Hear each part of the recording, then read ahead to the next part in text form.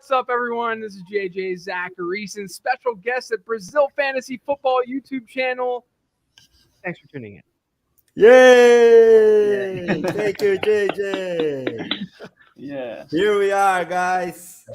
Fala, galera, tudo bem? Estamos ao vivo aqui com esse maravilhoso, especialíssimo convidado, um dos maiores nomes da indústria do fantasy futebol no Brasil. Estamos realmente muito felizes com essa live especialíssima do BRFF, Brasil Fantasy Football, seu canal de fantasy no Brasil, no YouTube, nas redes sociais, em todo lugar. Eu sou o André Amaral e hoje recebemos aqui JJ Zachariason, ele que dispensa apresentações, né? Mas pode ser mais conhecido por vocês como LateRoundQB, com passagens por Numberfire, FanDuel e que hoje tem seu próprio portal, o Late Round Fantasy Football. Já deixando claro que, infelizmente, a nossa equipe está um pouquinho mais atribulada do que em outras oportunidades, né? 3 papais aqui na redação do BRFF, por exemplo. Por isso, não será possível que a gente realize a legenda da live para exibições futuras. Eu vou passar alguns recados em português, depois a gente vai fazer a dinâmica com o JJ, toda em inglês, para não ficar muito travado, beleza, pessoal? Mas, mesmo se o seu inglês não seja muito fluente, fica aqui, porque é certo que o conteúdo de hoje vale muito a pena. So, hi, JJ. Thank you so very much for being here. It's our huge honor and pleasure to welcome you to our show tonight. You are a huge inspiration for all of the fantasy football community in Brazil, and we would like to start out by asking you, how was Disney World? It was your first time there as a dad, right? That was my first time there as a dad. It was amazing. First off, thanks for having me, guys. It's always good to talk to you. It's crazy. I feel like folks down in Brazil, like I feel like there's like a faction of people who like really are into the content that I'm doing and stuff, and it's just awesome. I really appreciate it. There's always love from down there. But yeah, I went to Disney World with my daughter. It was the first time as a dad going to Disney. I've been to Disney a good bit, and it's definitely, I hadn't been really as an adult before, and it's different as an adult just in general. Like you kind of see like the rides where they're like the Little Mermaid ride and stuff like that. You can see like all the strings attached to all the characters and stuff like from the ceiling. And you're like, oh, the magic's kind of lost a little bit. But then you look at, I look at my daughter and she's just loving it. And that's really, the joy that you get out of a trip like that. So it was awesome. Loved it. Yeah, that must be awesome to see the magic in your daughter's eyes. Yeah. It's very, very nice. So just 1 second, maybe lost here. So yeah, before we start with the fantasy football questions, I'll just send some messages in Portuguese and introduce my fellow colleagues so they can say their greetings to you and those watching us, okay, JJ? Yeah. Ok, so convidar vocês aí, galera, que já estão bombando no chat, nosso grande Guilherme Gianni, amigaço aí, fantasy futebolista, o editor-chefe da galera aqui, Rui Maurício, Thiago Sena, meu grande amigo Zé Ferraz, a continuarem participando no chat com perguntas, principalmente, a gente vai ter muito espaço para elas, nosso Lorde Inglês Derek é o responsável pela curadoria e tradução, se vocês quiserem mandar as perguntas em português também, curtam o vídeo, se inscrevam no canal, chequem os nossos planos de assinatura no site do BRFF, porque a gente pode te ajudar tanto na opção anual, semestral e também por temporada. Agora vou apresentar meus amigos aqui para eles darem o salve inicial deles e o oi para nosso grande amigo JJ, começando pelo meu co-host da noite, meu grande amigo Caio Bretas, um dos maiores craques do fantasy futebol brasileiro. Como é que você está diretamente das Minas Gerais, Bretinhas? Animado para hoje? Fala, pessoal. Hello, JJ. It's been a great opportunity to be here tonight and talking to you. Hopefully we can learn a lot and you'll give us some great advice. We're really pumped up for tonight. Appreciate it. Boa. E agora, meu outro grande amigo, a quem eu já dei a letrinha aqui, está aqui conosco, o Lorde Inglês Derek Bissigini, ele que tem o sotaque mais parecido com o Harry Potter aqui no Brasil e está novamente aí para dar um show de fantasy e o oi para a galera nesta noite, né, Derek? Boa noite, pessoal. Good night, JJ. How are you doing? Thank you. I wish you have a very pleasant time here with us, even with my weird accent. But let's go. Right. Okay, so let's get started, guys. So JJ, it's dynasty season, right? And a lot of startup drafts are happening, especially here in Brazil, where the format is growing more popular each year. Can you please explain, as briefly as you can, or not so briefly, about the appreciation in value for rookies in general, something you touched on in one of your latest Rewind episodes, and why it may be advisable to take a productive struggle approach in startup drafts, as me myself tried it even before the NFL draft happened. In the latest one that we here at Brazil Fantasy Football did. My team basically has a bunch of rookies and no one that's not a first, second, or third year player, and I just want to make sure I didn't screw the thing up. Yeah. So look, I think that with dynasty rosters, you should really approach them and think about them with two different lenses. One lens being how many points is this dynasty roster scoring, right? Just how we typically evaluate a fantasy team, right? But the other lens being how is this team going to appreciate year over year? And, realistically, you could put together a dynasty roster with James Conner, Leonard Fournette, Aaron Rodgers, a bunch of older players who, they're going to produce this year. And they're not very expensive from a dynasty standpoint. You can get lucky and maybe win a championship by doing that, but you're putting all of your eggs in that 2022 basket. If you don't win this year, then you could really be screwed. You could be ruined moving forward. So you should also be concerned with how these players appreciate in the market. And by the market, I'm talking about average draft position and how they're valued 1 year to the next. So, the study that I did on how rookies appreciate in value really just looked at what happens whenever you draft a rookie in your rookie draft. What happens to that player's value year over year? Because every year, obviously, we get more rookies that enter the league, right? So you have these rookies 1 year. The next year, there's more rookies. There's also veterans that are already existing in the league.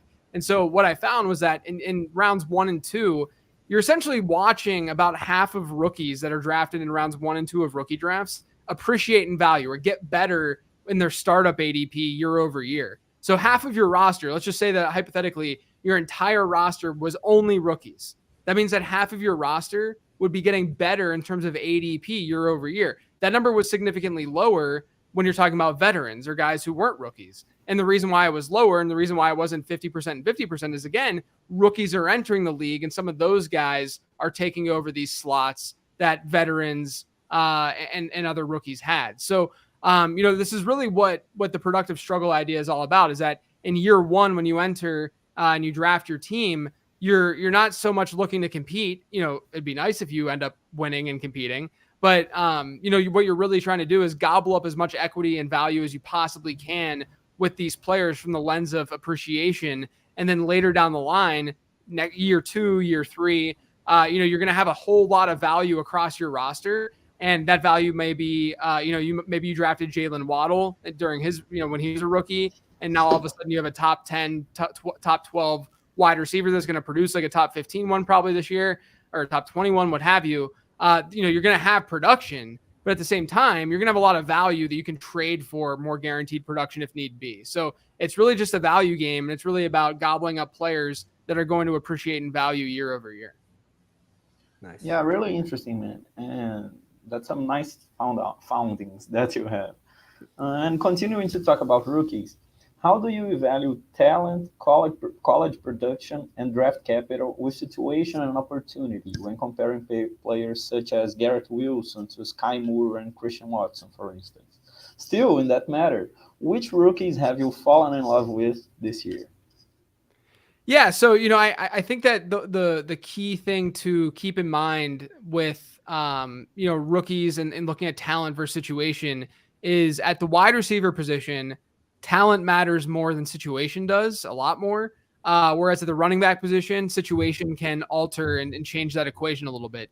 And just think of it intuitively. Think about it, what this all means just naturally, right? Wide receivers, in order to get a target, it's earned, right? They have to get open. They have to run a good route. They have to get open. The quarterback has to see them get open. Obviously, you want a quarterback to be able to distribute the ball well, but they have to get open in order to see that target in the first place, right? And that's a talent. That's talent. Everyone makes such a big deal out of drops, like Deontay Johnson's drops a couple of years ago, and everyone's just like super, super upset about it and complaining about it every week. Deontay Johnson's getting targeted 160 plus times. He's getting open. That's why, because he's a good wide receiver. The drops are the result of something that's talent driven, right? But everyone's ignoring the talent driven piece that got to that point of drops, and they're focused on the drops. But you have to be good in order to have drops in the first place, because you have to get open. So at the wide receiver position, it's very, very important to focus on talent, especially in Dynasty when you're thinking more long-term, because situations change too, right? I mean, we see it all the time where quarterbacks are shifting. It's very, very rare for something to be very, very stagnant and static, during a player's entire rookie contract, right? And so, with running backs, a little bit different where you can get an Elijah Mitchell situation. Nothing against Elijah Mitchell. He's a good running back, but we all know that Elijah Mitchell was way better last year, just is in a better situation because of that Kyle Shanahan offense, because of the fact that, it opens up a lot of lanes. You can be more efficient. They're not afraid to feed a guy like that, etc. So, when it comes to talent versus, opportunity and situation and such, opportunity is often driven by talent, and the situation, at the extremes, you can care about the situation. Like, I think you can make the argument for like a Rashad Bateman, who I love as a player. But he's going to be attached to Lamar Jackson the next, basically until he's not a Baltimore Raven anymore. And so, because of that, the Ravens with Lamar Jackson are likely going to be run heavy. I mean, last year they were a little bit more pass heavy, but they're likely going to be a run heavy team. And that caps Rashad Bateman's ceiling, to some degree. So in terms of the rookies that I like this year, and I like in rookie drafts in general, I think you can make an argument for any of the top wide receivers that were drafted in the first round. One guy who I've been getting everywhere because the fantasy community, I always say I don't hate players, I hate ADPs, right? So I'm not really concerned about, loving a player. It's whatever the market is doing, right? And one player where the market, I feel like, is just not on top of how good this guy is Jahan Dotson. And I think a lot of it has to do with the fact that he's not an early declare wide receiver, which is something that the analytics community and the fantasy community is really focused on for good reason. Early declare wide receivers, so guys who went to college for 3 years instead of 4, are generally better. It's an indictment of talent because they're leaving college early to go to the NFL, right? If you guys are leaving something, if you're leaving early, if you graduate high school a year early, it's because you're really smart, right? And so, with a player like Jahan Dotson, he went to Penn State for all 4 years. And so fantasy managers are like, I'm not that high on Jahan Dotson because he played a full 4 years at college. But realistically, he's going to walk into Washington, see at least a 15% target share this year, at least. And he has really good marks across the board. And people are drafting David Bell ahead of him. People are drafting Dameon Pierce ahead of Jahan Dotson in a lot of drafts. And I just can't get behind that when you're talking about a 16th overall pick. I mean, this isn't like a second rounder versus a third rounder. This is a mid first round pick. They're going to take a third rounder, David Bell, who I also love. I love David Bell. But it's, you have to think about a process. You have to be as logical as you can with this. And I think Jahan Dotson is someone who's going to surprise a lot of people. Nice. So Derek will now make some questions from the audience. Yeah, I'll pick some questions here. The first one is from Victor. First, he says, great lie, JJ. What's your opinion regarding the MLB fight due to fantasy football? Yeah, what's funny is when that all went down, I sent a tweet out that was very pro Jock Peterson, because I'm very much, you guys have listened to the show and such, but I'm very much someone who do whatever you want to do that's within the rules. If there's not a rule around something, or then you can do whatever you want. And apparently this whole vendetta and issue has come down to, I guess, Jock Peterson using a player who was out in his IR spot when he wasn't actually on IR, which, as we know, you can do that on basically every platform. So I'm tweeting all this pro Jock Peterson stuff, and I realized half a day later, 12 hours later, that Tommy Pham, the guy who slapped Jock Peterson, follows me on Twitter. And I'm sitting here and I'm saying all these things that are anti-Tommy Pham. Meanwhile, he's following me and he can see all this stuff. So I need to keep my mouth shut. I need to not talk about this. But yeah, I'm very much, do whatever you got to do that's within the rules. That's awesome. The second question is still from Victor. Is related to what's our input for Jalen Hurts on Dynasty Leagues? Where you rank him, because this whole situation with the Eagles, would they trying to get a new quarterback or something like that? No. What's your opinion on him? Yeah, I've definitely become more bullish on Jalen Hurts this offseason. At the beginning of the offseason, I was pretty much in sell territory. It if you could flip him for like a QB7 price tag, which is where he was at the beginning of the offseason, I mean, you could argue you still do that if you can get him at QB7. I think, though, that just given, I have him in redraft at like QB4, right, this season. And so if that's the case, then he has room for growth in terms of the way that people view him in their minds from right now until like September, October when he starts producing, right? So if I think that he's going to produce, then you might as well wait a little bit to sell him once you see that production on the field. Because remember, the thing with Jalen Hurts and the thing with Dynasty in general is you want these quarterbacks who are going to be able to be starters for a long time, right?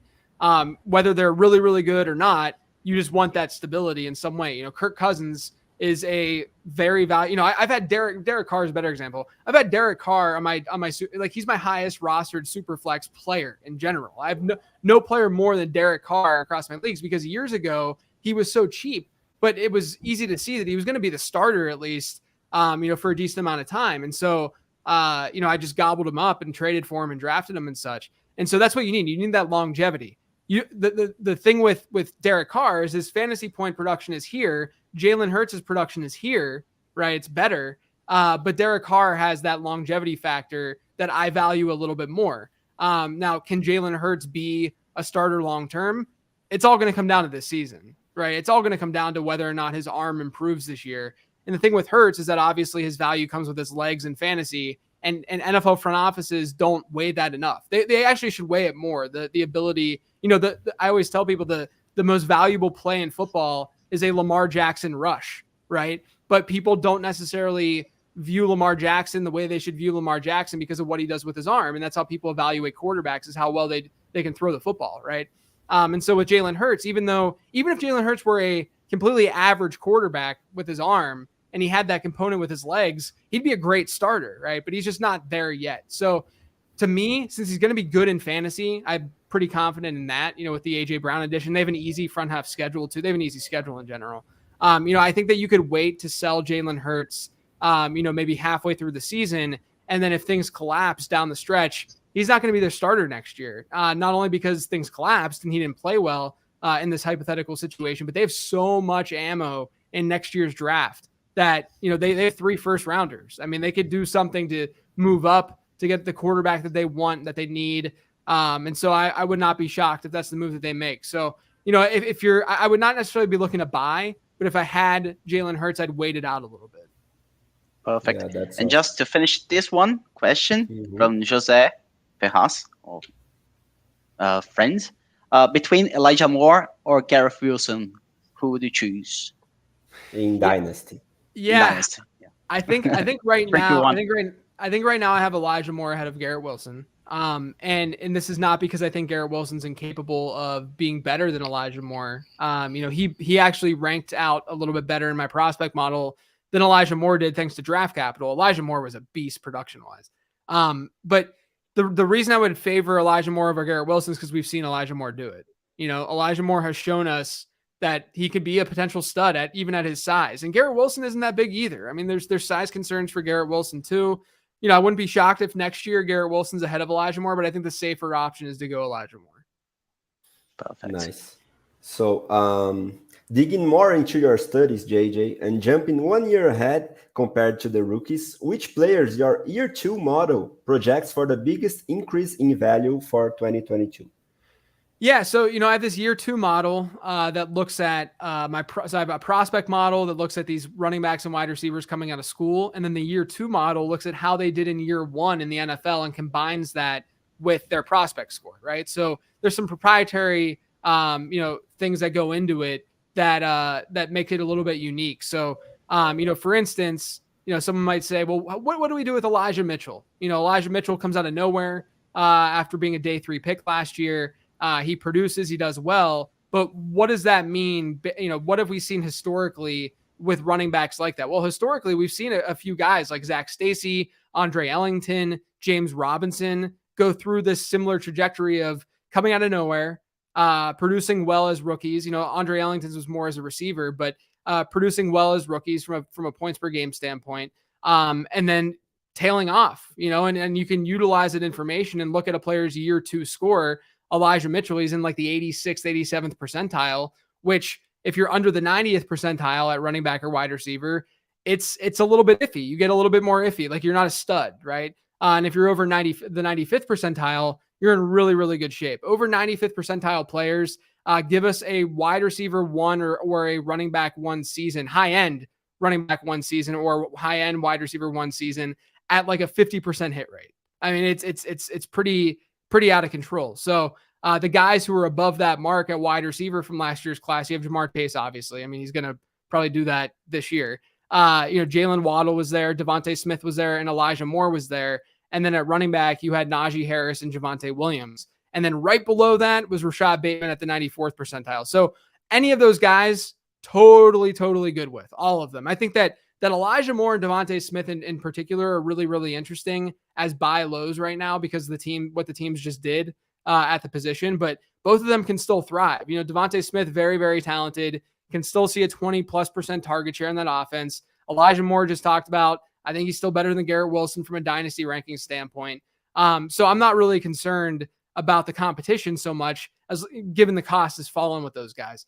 But if you want more of like an under the radar player that I think is going to be really interesting, I ran this model and I looked at it and I was like, holy crap, why haven't I thought about this guy, as someone to buy low on? It's Kenneth Gainwell. He's someone who my model liked a decent bit entering the NFL because he was a good pass catcher. A lot of guys from that Memphis program have been very interesting. They haven't necessarily been like studs, but Antonio Gibson and Darrell Henderson has flashed and Tony Pollard has flashed. Kenneth Gainwell is another one of those guys, and he was more productive than a lot of those guys at school as well. And so Kenneth Gainwell, to me, he's probably going to be able to carve out some sort of receiving role in that offense. It's not like there's this very, very established starter there. I think that he's a guy that you definitely want to throw a dart at right now if you can. He's only, the year two model, like I said, Elijah Mitchell was like an 87th percentile or so guy. Kenneth Gainwell was like 85th percentile. He was really close to Elijah Mitchell. Now, but look at the gap in the market between Elijah Mitchell and Kenneth Gainwell. Imagine trading away Elijah Mitchell, getting Kenneth Gainwell as just a throw-in, right?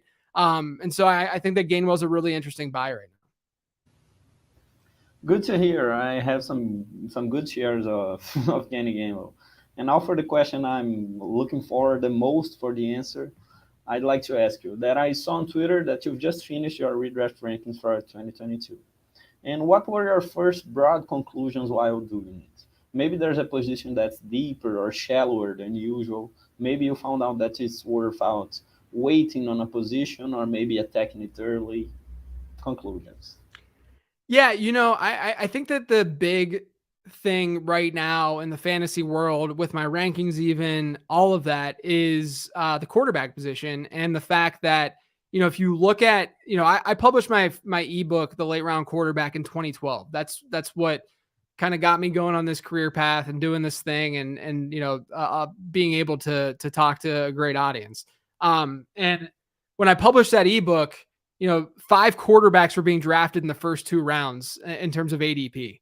And slowly over the years, quarterbacks ADP has dropped, right? Like we don't see that anymore. And I'm not saying it's because of my ebook or because of me. It's not really, I don't really think that's the majority of the reason. I think that some people, sure, they started drafting quarterbacks late because they ended up reading my ebook or saw my work. But I think a lot of it just has to do with what the quarterback position was doing over the last 10 years, maybe before 2020. And what the quarterback position was doing was that it was incredibly unpredictable. If you look at top 18 quarterbacks by ADP and you compare that and you find the correlation between top 18 quarterbacks, by the way, I haven't even shared this information on like my podcast or anything yet. So you guys are hearing it first. But if you look at top 18 quarterbacks and you compare that 80 by ADP, so preseason, right? And you compare that to how those quarterbacks scored and you look at their points per game and you find the correlation between the two. So obviously a higher correlation would mean that we were better at predicting which quarterbacks were going to be good in that given season. Back in like 2015 and in 2018, the R squared, so the correlation between those two variables was literally 0. It was 0. There was one season in 2015, that was Cam Newton's MVP season. That year, the top 9 quarterbacks averaged basically the same number of points per game as the next 9 did. That's how bad we were at. No, I wouldn't say that's how bad we were at predicting which quarterback was going to be good. It's just the way the quarterback position sort of flushed out, right? And worked. Now, through the years, the highest R squared value, when you're looking at top 18 quarterbacks from 2011 to 2019, the highest R squared value was like 36%, it was like 0.36. So, it was not super, super high for anyone who doesn't understand what that means and doesn't care for math. Most of the R squared values were in the teens. It wasn't that high. It was like, 15 to 20%. The last 2 years, in 2020 and in 2021, the R squared value has been 55% and 58%. And so what that tells you is over the last 2 seasons in fantasy football, we've been very, very good at predicting which quarterbacks are going to be good in fantasy.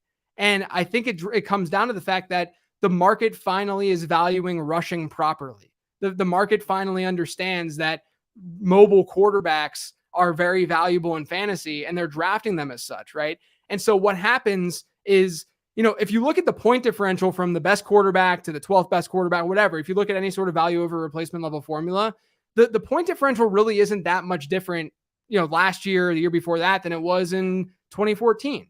But the difference is that we're better at spotting which quarterback is going to be good. And I think that confidence is going to drive a quarterback market to be drafted higher, and these quarterbacks to be drafted higher. And honestly, in my rankings, quarterbacks are going a little bit higher as well because you feel so good about the top 10 to 12 quarterbacks in fantasy before that drop really hits with those QB2s. So it's just really interesting to me. I think that the way that the game is right now, where we have these unicorn players who can throw the ball really well and run the ball really well, it drives up their price. I think there's a decent reason for that, but there's going to be a season.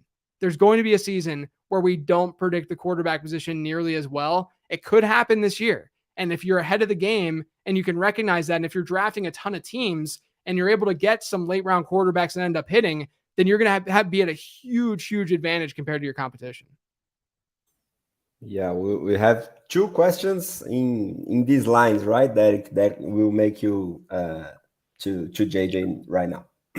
Right, exactly. The first one comes to our friend Guilherme Giannis, Fantasy Futebolista. He asked regarding the new explanation to new fantasy players, why drafting late QBs is the best option. You talk about a little bit in this moment, but if you could simplify the thing, just to see if I'm understand correctly. The difference between the first QB to the 19th QB, firstly, is the difference in points. It's shallow, usually compared to other positions, and we can't predict very accurately who will be the top 10, for example, which goes in those line, right? Yeah. I would say, if you were to ask someone, or someone were to ask you, why should I, never played fantasy before, why should I draft a quarterback late whenever it's the most important position in real football, right? And I would say, think of it this way. I think a lot of people can grasp a value over replacement player idea, right? Where you're not necessarily trying to score the most points across positions. You're trying to score the most points within positions. You want your wide receiver to beat all wide receivers, not beat tight ends. It doesn't really matter unless you're having a bunch of flex spots, right? And so with the quarterback position, let's just pretend that a quarterback scores 80 points more than a baseline quarterback, a replacement level quarterback in your projections. And a wide receiver is supposed to score 50 more points than his baseline player. Would that tell you to draft the quarterback over the wide receiver? Well, basic value over replacement player would say, that you should get a quarterback because he has a larger point margin between his replacement level player versus the wide receiver. But there's a supply and demand formula that happens in fantasy drafts because you're only starting one quarterback. You're starting multiple wide receivers. You're starting multiple running backs. And what happens is usable quarterbacks are then able to be drafted late, right? Because there's only, there's 12 teams in your league. There's 12 starting quarterbacks. People are able to wait on the position because they don't need it as much. And so that 80-point differential is being stretched across a lot of rounds, right? You can get that guy, that replacement level player in round 15, whereas the replacement level player at wide receiver might be drafted in round 5 or 6. And so your opportunity cost then becomes a lot greater when you get a quarterback early versus getting another position. Perfect. And continue with the quarterback situation. Giuseppe has asked you regarding the second year breakout QB. So Trey Lance, Fields, Lawrence, and so goes on. Yeah. What's your I'm in on Trey Lance. I know that there's a lot of negative reports at times. You know, it seems to be like going away a little bit. You know, the fact that Jimmy Garoppolo is still there doesn't really worry me because his coach is literally talking to the media saying they're trying to trade him after the surgery is all done and he's able to recover.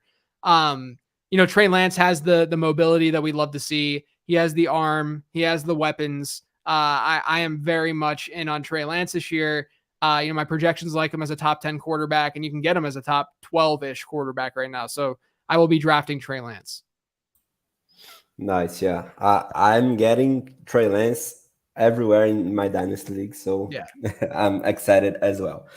In the same lines of what you said, JJ, about the Giants in one of your latest mailbag episodes of the podcast, do you think we can identify Jaguars players as potential values considering the change at coaching staff and where they are being drafted? I'm particularly high on Travis Etienne. I think he has a shot to be a running back one in PPR leagues. Yeah, I think that the Jags are definitely a team that makes sense and sort of are you know, within that same umbrella as the Giants, where the Giants, you know, one of the driving forces behind liking the Giants is because their ADPs are so depreciated. I mean, no one wants New York Giants players right now. I mean, Kadarius Toney is still going past wide receiver 50. Kenny Golladay, who I like Toney more than Golladay, but Kenny Golladay is going, you know, wide receiver 60-ish. And, you know, no one cares about Ricky Seals-Jones being a tight end there. You know, it's just Saquon, really. That's the only player that people are loving. And a lot of it has to do with the Dable effect, obviously, and him going to New York. But it's also when teams are so bad at scoring touchdowns one year, they generally are a lot better the next year. Natural regression, it just happens. You know, teams convert touchdowns at a higher rate just naturally, but also because things change when teams are really bad. You know, like it's the same thing when teams are really good and they're converting at a really high rate. They either, you know, a lot of things probably went their way in order for them to be so good in that given season. A lot of injuries probably went their way. You know, even last year with Cincinnati, Joe Burrow and that offense, you know, they did very well. They scored a lot of touchdowns. Joe Burrow had a top 10 yards per attempt rate of all time last year. But think about it. All of those wide receivers, they stayed relatively healthy all season long. You know, what happens if Jamar Chase goes down for 4 weeks? What happens if even Tyler Boyd gets injured? You know, that didn't really, you know, T. Higgins was banged up a little bit last year, but that didn't really happen for an extended period of time. And so, you know, that's another reason why regression just naturally exists. So that's why I like the Giants. But then, you know, the Jags, I think you can make the exact same argument for, you know, just slot in Christian Kirk instead of Kadarius Toney. You know, I think Christian Kirk could see a lot of looks in that offense. Even Evan Ingram as a late round dart throw, I think is really interesting, you know, in that Peterson offense that likes to feature the tight end. So I'm definitely, you know, in on Jacksonville. I actually did a draft earlier this week and I had a Jacksonville stack. So I'm in. Nice. Also, JJ, referring to a topic of one of your last podcasts, can you please tell us a brief explanation of the concept of the ambiguous backfields and name a few that you may be targeting in current or upcoming drafts this season? Are those running backs from ambiguous backfields the best targets in the middle rounds this year? Yeah, so, you know, the idea of ambiguous backfields is when you're drafting a middle or late round running back, you do not want to draft that running back on a team with an established starter. And it sounds so freaking obvious, right? Like, of course, you don't want to draft an RB2, a team RB2, when there's a team RB1 that's established in that offense. But we see it every year where these team RB2s are, you know, these middle round picks where they have, you know, a stud or a very established player ahead of them. Not only that, but in the middle rounds, you know, over the last 10 years or so, we've seen probably like a 60-40 split when looking at, and this is between like round 6 and 9. We've seen about a 60-40 split when looking at team RB1s versus team RB2s. What I mean by that is, you know, this year, Miles Sanders is a team RB1 by ADP because he's the first running back from the Eagles getting drafted in fantasy drafts. Whereas A guy like Tony Pollard is a team RB2 because Ezekiel Elliott gets drafted ahead of him, right? So historically, team RB1s have hit at a pretty substantially better rate than team RB2s have in the middle rounds. And then in the late rounds, if you're looking at double digit rounds, as the backfield becomes more ambiguous, the higher the hit rate. So basically, if you have a late round running back, you're in round 11, round 12, and you're looking at a running back, if that running back has a teammate that's drafted in rounds 1 and 2, that's a very low hit rate. If he's drafted in rounds 3 through 5, that's a little bit better. But if his top running back teammate's drafted between rounds 6 through 9, then that's a really good look because it's an ambiguous backfield, right? It's easier to overtake that backfield. There's also some interesting variations to this as well, where, if you are going to take an RB2 in the middle rounds, it's better to get an RB2 that has an RB1 teammate who's in the running back dead zone, which is rounds like 3 through 6, rounds 3 through 5. And the reason for that, I think, is because often the running back dead zone exists because fantasy managers are pushing up the ADP of these running backs because they need a running back and they panic and they just draft a guy who may not be very complete, but it's a running back to fill their roster. But what that tells you is that the running back himself is not necessarily that good and can be taken over in some way. And so if there's an RB2 on that guy's team being drafted in the middle rounds, that tells you that the RB2 is probably decent because he's a middle round pick. Like, he's probably talented in the first place, but then it's pretty easy for him to take over a little bit more work because the RB1 on his team is a little bit overvalued, overinflated, maybe isn't as good as we think. So good example of that is Tariq Cohen back in the day when Jordan Howard was his RB1. Jordan Howard wasn't a pass catcher. Tariq Cohen was. Boom, electric player, really good talent, able to come through in fantasy. So there's little iterations to it. And then this season, couple backfields, I think CEH is someone that I'm going after as an RB1 on his own team from an ADP perspective. He really fits the bill. And then one of those examples of an RB2 in a backfield where the RB1 is sort of going in the dead zone is Tony Pollard, where Pollard is, again, in a decent spot to at least get some production, but there's upside if this really is the end for Zeke. Nice. Now Derek will make a question, one from him and one from the audience. Derek, please. Firstly, continuing with the whole running back 1, running back 2 conversation, Felix brings you a question. Should we worry about Aaron Jones? Because the whole situation with AJ Dillon, how well he did last year. What are your thoughts regarding that? Yeah, look, I think that Aaron Jones has been, how should I say this? I think that his ADP has gotten a little inflated over the last couple of weeks because a lot of people are touting him. And I get it. I understand. I think the main reason, is because, if you look at his splits without Devontae Adams, historically, there's been like 8 games where Devontae Adams has missed the majority of the game or not played. And Aaron Jones's target share is insane. He's averaging like 6 or 7 targets a game and all that. It's a small sample size, number one. And number two, there's a lot of touchdown equity that's been had by Aaron Jones in those scenarios. And AJ Dillon wasn't involved in those scenarios. And I think that's important here. So Aaron Jones, I mean, I love him. He was one of my favorite. He's one of my best call, the best call that my prospect model's ever made. Really. And I love the guy. Like he's great. But I do think that at this point with AJ Dillon there, you have to worry a little bit about that touchdown equity because they started to use AJ Dillon a lot at the goal line down the stretch last year. Perfect. We'll continue with this one from Wilson, that's Souza.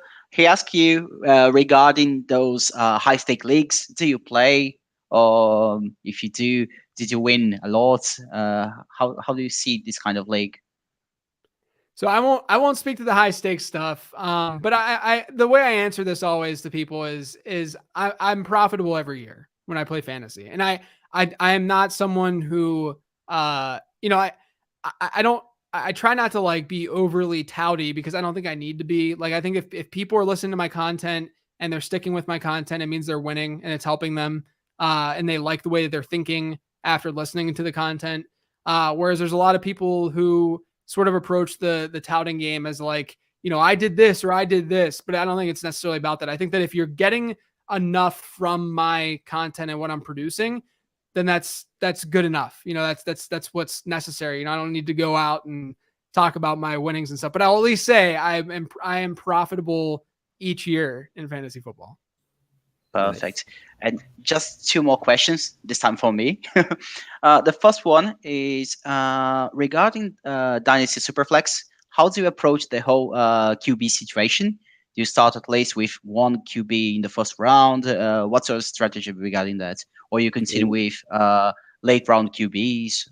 How do you in startup drafts, right? Yes, in startup drafts. Yeah, no, quarterbacks are currency in Superflex leagues. So, you could even, on my Patreon, I publish Superflex Dynasty rankings once a month, and all my rankings are actually, I'm higher on quarterbacks in my rankings than the market is. And it's because in a startup draft, there's a saying that goes something like, in startup drafts, quarterbacks are the cheapest they're ever going to be. Because if you finish a startup draft and if you need a quarterback, you know how hard it is to trade for a quarterback in a Dynasty Superflex league. And so you want to gobble up as many as you can, and you can feel like you're overpaying, on the position a little bit, but quarterbacks are currency, man. They're so important in that format. So I am, I'll at least get one in the first round and then kind of go, it depends on where I'm at in the draft, obviously, but get one in the first couple of rounds and kind of go from there. Perfect. And the last question is regarding Kenny Pickett. How do you think about him? You studied in Pitt's University, right? I did. I went to Pitt. Yeah. Oh, nice. Yeah. So as a Steelers fan, how do you see them? In this case, me is the Steelers fan here. So what do you think he's gonna do? Why do you think the Steelers decide to go with him instead of the other QBs in the draft board? Just a disclaimer: Derek is a Steelers fan, so yeah. Nice. So So I went to Pitt, and I actually was at I live in Charlotte now, and the ACC championship game is played in Charlotte every year. So I was at the ACC championship when Pitt played Wake Forest this year, when Kenny Pickett had that fake slide, that they changed the rule for him. I was at that game actually. And it was awesome because Pitt won. They steamrolled them, and I got to celebrate. It was great. So I love Kenny Pickett from like a human standpoint, from a fandom standpoint, all of that. But I have to be objective. I think that Pickett is a safe option. Who, going back to that Derek Carr example that I shared, I wouldn't be shocked if he's like, if the Steelers just stick with him, even if he struggles a little bit, through his rookie contract. And so I think because that's what the Steelers do. He's in a good situation. Their offensive coordinator, Matt Canada, is someone who will run an offense, a style offense that Kenny Pickett will be able to thrive in, and that they weren't able to run with Ben Roethlisberger because he was a statue back there.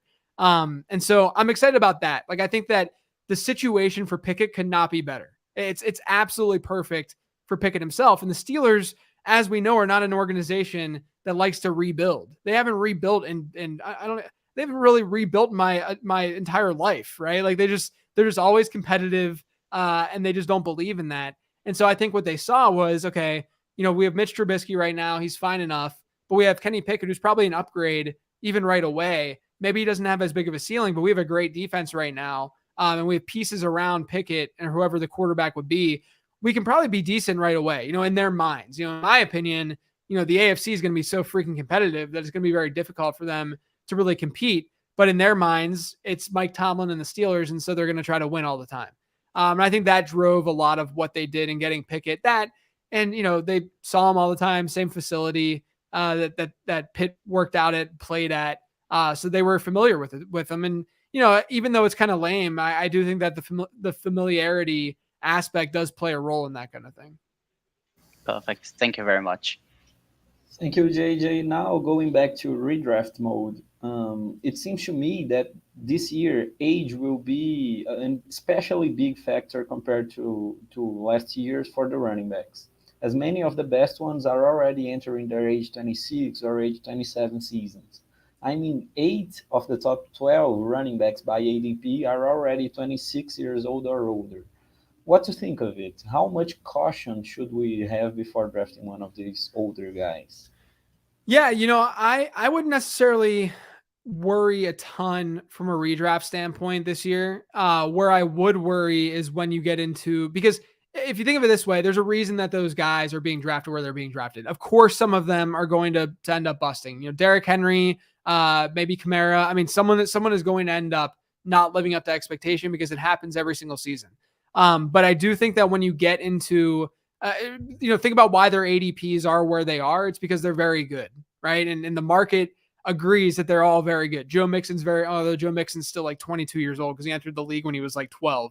But these guys are all very, very good at football, and they're going to see a big workload. It's easier to buy into that from a redraft standpoint versus a dynasty standpoint. Where I would be a little bit concerned is when you get a non-young player who's not being drafted early, because what that signals is that they're on the downturn of their career, right? Like the chance that a non-pass, like primarily pass catching running back in the middle rounds really pans out is just not very, or at least is a league winner, is just not very high. And so I would avoid those kinds of players a lot more from an age standpoint than the early round guys. But, just given the landscape and where things are at right now, I think that they're still okay enough to draft. Nice, JJ. So nearing the end of our show today, we have talked about some of your theories regarding late round quarterback and ambiguous backfields. Tell us how your thoughts have changed and evolved, and if they did change when thinking about those two strategies, please.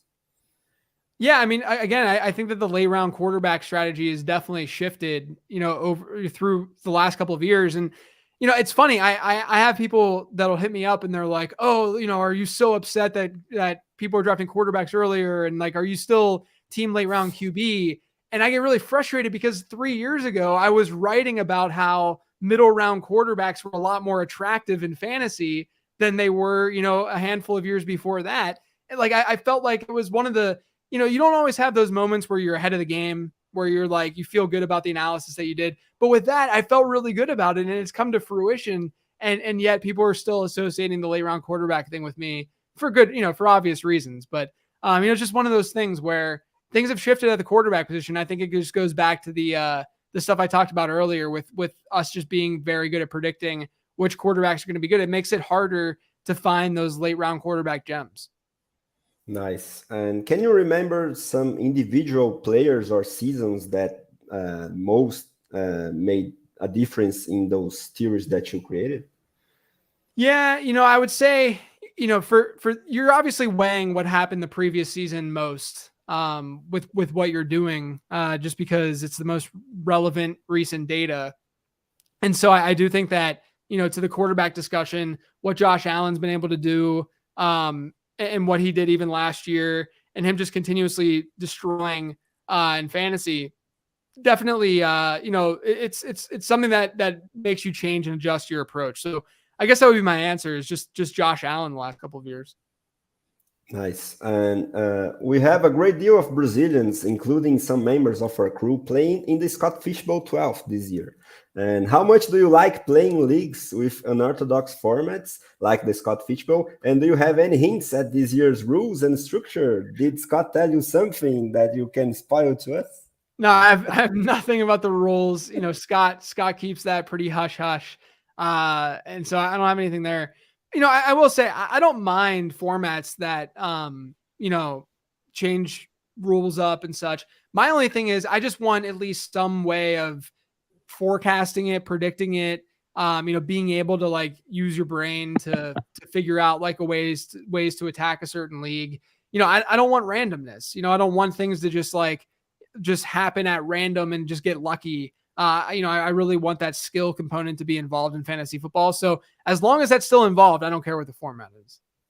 Nice. So to wrap things up, as the last questions from the audience, and then we'll make our final greetings. Go ahead, Derek, please. All right. So Joseph Haas have one question regarding first round picks. How do you value them? Especially the 2023 picks, because there is a lot of good guys coming next year. So how do you see? Should him trade down and start up the draft? What do you think about that? Yeah. Yeah, look, if you can gobble up as many 2023 rookie picks as you can, I would do it. There's stud there are multiple stud running backs and wide receivers coming out of that class. Things can change, and I think generally people overstate and understate these kinds of things. But at the very least, if you stockpile 2023 picks, you're at least gaining that equity and gaining that value that I talked about earlier. So the very least, you're able to do that. If you're able to just like swap, a late 2022 first for a random 2023 first, I would do that. Even though, historically and the way that you handle in dynasty and stuff, you don't want to just switch picks from one year to the next when you're getting the later year pick, because that means that you're losing some value there. But I think in this case, you can do that just because the 2023 class is that good. Yeah. Do you have any names that you're most excited about this 2023 class? Yeah, I usually don't start prospecting until January after the college football season's over. But Jackson Smith-Njigba from Ohio State, you have these two wideouts in Chris Olave and Garrett Wilson that came out this year. Jamison Williams was also on that Ohio State team before he transferred to Alabama. And Jackson Smith-Njigba was a freshman on that team who was outperforming some of those first round picks, and a sophomore on the team who was outperforming those first round picks. He was the best wide receiver on Ohio State last year as a sophomore, and he was outproducing and outperforming two mid-round first round picks. He's going to be probably a top 5. He's another, Jamar Chase type prospect. Yeah, it's just insane, right? And we have a last question here from my dear friend Joseph Haas. Who is your favorite late round quarterback for this year, JJ? Yeah, I sort of tier guys now. I think of them in terms of like different sections of your draft. If you were, I'm not going to probably be getting Josh Allen. I'm probably not going to be getting a lot of like, maybe, I basically, that top tier, whoever falls and is drafted last is the one that I'll gobble up. So oftentimes it's been Jalen Hurts. I think Jalen Hurts is, he goes QB7. I think he's more QB4. So there's some equity to be had there. And then sort of the chunk after that, if Russell Wilson falls, I'm cool with getting Russell Wilson. I think he's in a really good spot, obviously, this year. And then, after that, if Trey Lance, in that like round 10-ish range, he's probably the more like the sort of traditional late round quarterback, the last quarterback that'll be drafted in your home league, that kind of deal. But then if you want to go super, super late, like super, super late, I'm going to go Daniel Jones, Danny Dimes as the super, super, super, super late dart throw, Hail Mary type play. Easiest schedule in the league by win total, good rushing. He averaged the same number of points per game last year as Derek Carr did. Now he gets Brian Dable, who's going to just let him loose like he did with Josh Allen. Not to say that he's going to be Josh Allen. Decent enough weapons there. I'm excited to see what Danny Dimes can do. And if he doesn't, if he gets benched, it's redraft. You can just pick up another quarterback. Yeah, so considering Bretas, my friend, is one of the biggest fans of Daniel Jones. Awesome. I would like to ask you, Bretas, if you have one last question for JJ. Actually, I do. It's a simple question, actually, but I just got curious when you said that Jalen Hurts is your QB4 this year. I agree. When I look at his projections, for example, I get really excited. But it seems that this year everyone is ranking quarterbacks differently in the top 6. Who are your first 3? Yeah, I think I have at 1, I have Josh Allen. At 2, I think I have Justin Herbert right now, and I think 3, I have Lamar. The Lamar thing, I think they're going to go back to being pretty run heavy, and he could get nice touchdown equity out of that. I can make an argument for Jalen Hurts. So I think that they're all, Josh Allen aside, they're all in a similar-ish tier. And then like I'm lower on Mahomes than the consensus is. I'm lower on Joe Burrow. Joe Burrow, I think, is one of the most mispriced quarterbacks in fantasy football right now. He's QB6 on Underdog. I think a lot of that, or some of it, has to do with the fact that people are trying to stack him, right? So they reach for him a little bit. But he's QB6 on Underdog. He came out in my projections as QB12. It's not, I don't mind Burrow, of course, but if you look at the things that he did last year, again, he had top 10 yards per attempt rate of all time. His touchdown rate was a little bit high. There's just a lot of things, a lot of small things that sort of went his way that likely won't go his way this year. And so I think Burrow is someone who I would love to have in Dynasty. He's going to be the quarterback for a super, super long time. But I do think in redraft, there's a lot. I mean, I honestly think you can make the argument, and people might destroy me for this, but I think you can make an argument that Trey Lance is a better pick than Joe Burrow in redraft. And I wouldn't be surprised at all if Trey Lance outscores him this year. Yeah, and in these lines, where do you see Tom Brady, who is the ultimate pocket passer, but has these great weapons and in his farewell season? Yeah, you know what's funny about Brady is, I don't mind him. I think he's a top 10-ish quarterback. That's, he's, and I like him more than like an Aaron Rodgers right now, because Aaron Rodgers just doesn't have, the weapons to feel confident about him. But the thing that's weird about Brady is that his weapons aren't just worse than last year. They're a lot worse because Chris Godwin's banged up. He's going to come back. We don't even know, like, Chris Godwin's being drafted like he's completely healthy right now. Whereas, who knows when he's going to come back? Like, he tore his ACL late in the season last year. And so, you have Godwin, question mark. Russell Gage is fine. He's good, but he's not Antonio Brown, as ridiculous as Antonio Brown is. So I'm a little, and Gronk isn't back yet, although I've drafted more Rob Gronkowski than any other human on this planet probably so far this year. I just don't see a scenario where he doesn't come back. And right now he's tight end like 13, 14. And if he signs today, if he's a Tampa Bay Buccaneer, he's going to be what? Tight end 7, tight end 6, maybe. And so I think that there's, a good chance that he's going to be back. And so he'll, see that rise in ADP. But I think there's question marks with a guy like Brady still. I think there's question marks with Aaron Rodgers given their weapons. So again, that makes me more inclined to just like go after the Trey Lance type that has that crazy ceiling where, he might not hit, but he should be decent enough because of his rushing floor. Nice. So we thank you very, very much, JJ. Just want to let my friends say their last regards, their last greetings, and any messages to the audience as well. And so go on, Derek, please. Thank you for helping me here and being in another live in our great channel on YouTube. Of course. Thank you very much, JJ. I really learned a lot today. So we're getting different kind of approaches. It was really interesting. And feel free to come here more anytime you want. So just DM us and say, oh, would like to, make a live in Portuguese sometimes. We'll feel free to teach you a few words in Portuguese and we're ready to go. Nice. And also tell us where can we find your work, your Patreon, your site, where can I find you on Twitter, for example. So I'm on Twitter at LateRoundQB. All my stuff is over on LateRound.com. Got Late Round Fantasy Football there. There's a Patreon where I give my rankings and such. If you're a $10 patron, the higher tier, you can join the Discord, which is pretty fun. And I'm in the Discord all day long. And then I have a draft guide that's publishing on July 1st that I really, really need to work more on because it's not done yet, not even close to done.